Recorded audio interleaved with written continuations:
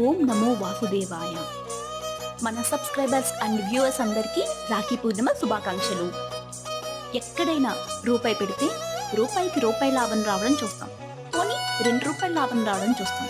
కానీ ఒక్క రాఖీ పౌర్ణమికేనండి 60 రూపాయలు పెట్టి రాఖీ కొంటే ₹2600 సారీ గిఫ్ట్ ఇచ్చాడు తమ్ముడు.